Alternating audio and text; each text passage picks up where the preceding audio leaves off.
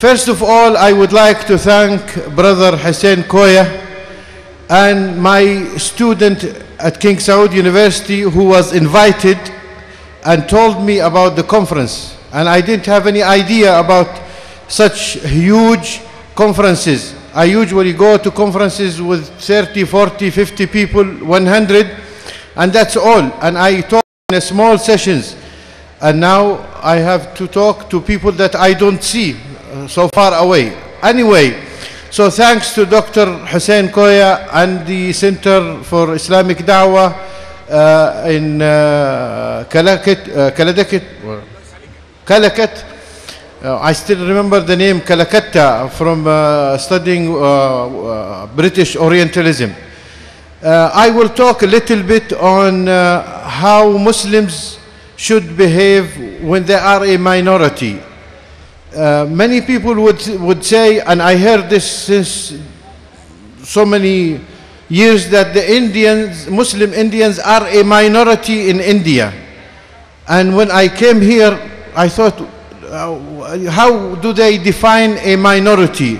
I see a majority of Muslims. Muslims in some places in India are a majority. And they have been living and watching the news, monitoring what is happening. The Muslims have always proven to be very highly cultured, very highly multicultural, accepting the other, understanding the other. And this is the way Islam taught us all the history since the Prophet Muhammad came to Medina and wrote the pact with the non-believers in Medina and also with the Jews. So Indians or Muslims in India to me is not a minority in the same way as the Muslims in Europe or the Muslims in America or the Muslims in South America. Even the Muslims in Philippines, which I visited only for a short time, when they are living in a big numbers in the south, so they are a majority. Though they have their own problems, they have their own grievances, they have their own complaints from their situation, but that's a different thing.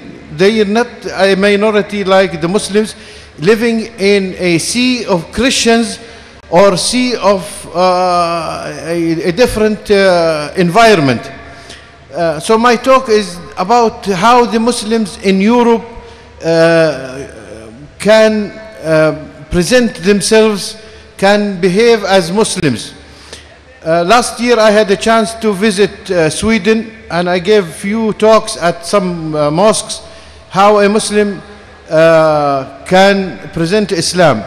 But before that, being a scholar or a researcher in Orientalism, I came across many conferences, many training sessions, many academic activities about the Muslim minority or minorities in Europe. In 2002, a New York University held a 6-week workshops for educators, for graduate students, how to face Europe when it becomes an Islamic Europe or Muslim Europe. And they quote a Turkish poet saying that one day you can hear the adhan all over Europe.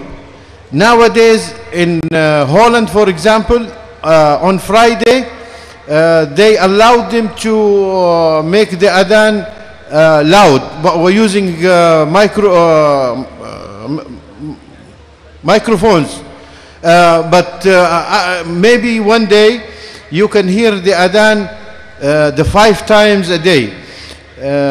Once Murad Hoffman came to Riyadh to participate in Al-Janadriya, which is the national festival for heritage and folklore and culture, and he said in Europe, when anybody becomes a follower of Hare Krishna or Buddha or anything, they say, oh, how nice, how wonderful, how strange.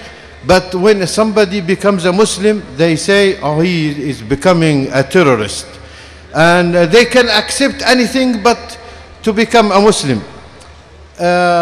Also, Muslims in Europe face the racist, the Islamophobia, but anyway, they have done a great job.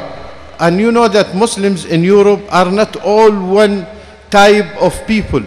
You have the labor, you have the uneducated, you have the laymen, you have people that are uncultured, uneducated, and have never gained any education. They are from low classes in their own country, or they join the lower classes in Europe, selling drugs and alcohol and working in the dirty jobs.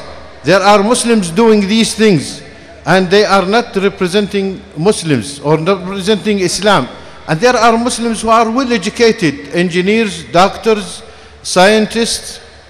There are also Islamic scholars like Tariq Ramadan and many people in Europe who can really speak or talk about Islam. There is an Islamic college in France. So the Muslims in Europe are not one type of people, and they have been there for the last 50 years. I think with the big migration from Muslim countries started to Germany after the Second World War, when they needed labor. They opened the doors for the Algerians to come to France when France needed labor during the Second World War to man their factories. But these Muslims that are in Europe, they have increased in numbers. The immigration continued due to some factors in our countries, in our Arab Muslim countries, where life is depressing. There are no chances of living. There is no real freedom of speech, no real political freedom in many of the Muslim countries. So they found Europe as a haven for them. So the Muslims in Europe are different types. Some of them really worked hard to present a very good picture of Islam. I think the Muslims in Europe can do a great job by understanding the society they live in. They don't need to be assimilated, as some of the Europeans say. I was in Helsingborg in Sweden, and there was an African immigrant who was saying that these Muslims don't accept homosexuals or these people. Some governments are trying very hard to assimilate Muslims, make them lose their identity, forget their background, forget their languages, forget their religion. But at the same time, there are Muslim religious leaders in Europe who are trying to propagate Islam, to call for Muslims to continue being proud of their heritage, being proud of Islam. And Islam in Europe and the United States has been a great addition to, or a great solution to, European and American life. In 1993, some Pakistani and Indian immigrants in Birmingham area, for example, set a group of people to chase pimps and drug dealers and prostitutes, and they had set pickets to have people stay all over the night in the street to chase these people, and they cleared their area of these diseases. And then the British police asked them to help the police in other areas, how the Muslims were able to clear their locality, their area of such problems. Also, the American ambassador once in a reception at the American consulate in Jeddah mentioned that when the Muslim group come to a locality or place in the States, The morals are different. They bring to the area high manners, good relations with their parents, and they really make a difference. I just heard today that the Brooklyn, an area in New York, it was always a place that people run away from or don't like to live there. When there are now many Muslims moved to that area, it became very peaceful, very nice place to live. So it became more attractive when Muslims are there. I don't know how long I talked, but last year in London there was a magazine called Time Out. And it's a magazine specialized in media, in cinema, in leisure time. But they had one issue with the title, London's Islamic Future. And under that subtitle says, is London's future Islamic? And it was a very nice reportage. It shows that how Europe and London particularly needs Islam. It says in London, or in Britain as a whole, they lose 23,000 lives as victims of violence and diseases from alcohol consumption. The British government spends 7.3 billion pounds every year on diseases and problems relating to alcohol. And there are other problems that they face from this. Then he mentioned in this article or this reportage a few things that the British and London, particularly London society, can benefit from Islam. I remember meeting Sheikh Ahmed Deedat rahimahullah in Medina so many years ago, maybe more than 15 years ago. He came to Medina with his wife, and he didn't want any engagement to give lectures or anything. But I came to his hotel and I told him, Sheikh Ahmed, I want to have the honor of having met you and talked to you.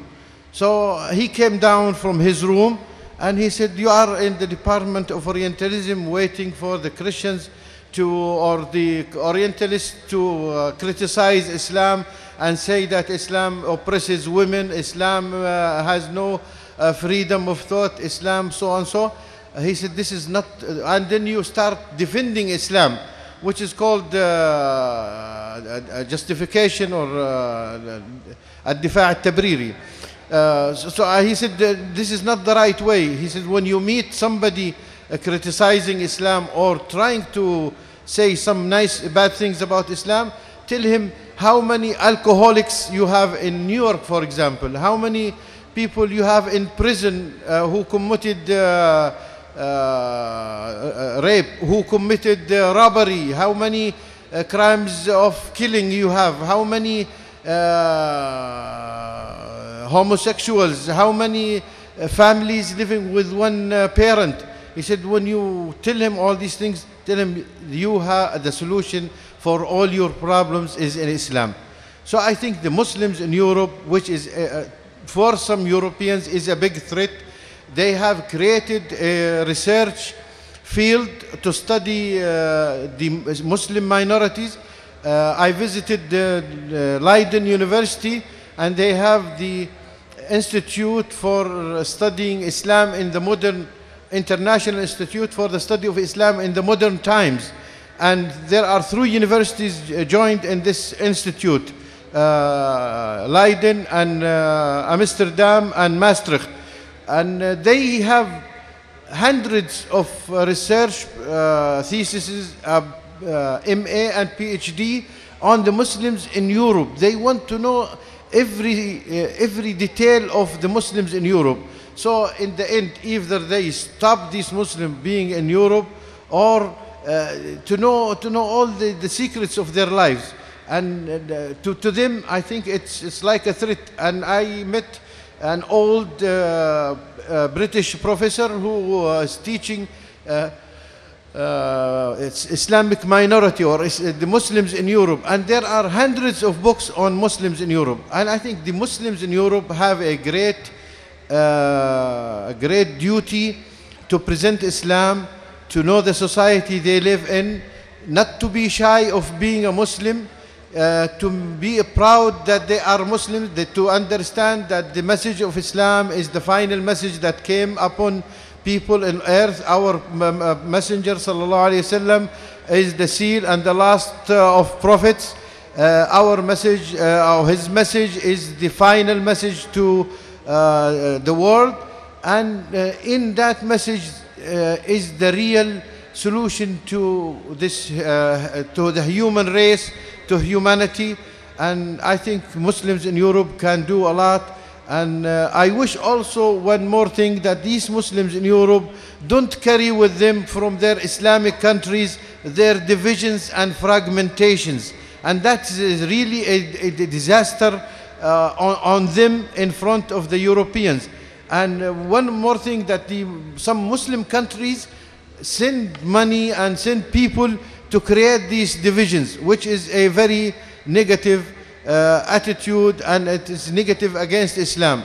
But at the end, I think I am really optimistic that Muslims in Europe will do a great job, and they will that the future of Islam is in Europe, as Abdul Halim Khafaji wrote in a short book, that the Mustaqbal Islam is in Europe, the future of Islam is in Europe.